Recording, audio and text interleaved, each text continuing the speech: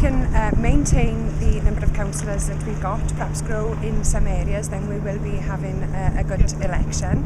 I think there are many challenges. It's a very difficult time economically for people at the moment, and certainly in some parts of Wales the challenges are deeper than in others. But I hope that Plaid Cymru will have a successful election if we manage to get a message across that we are interested in building local economies, building local communities and creating jobs at the local level. You sound as if you're setting the bar quite low, consolidation. No great strides forward?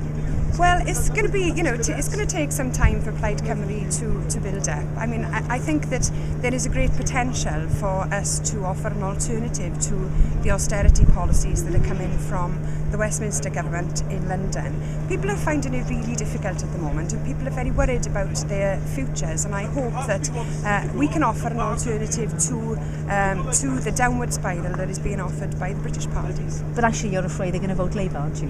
Well, maybe they will. We've put together an alternative programme. We want to help to stimulate communities and build from the grassroots up.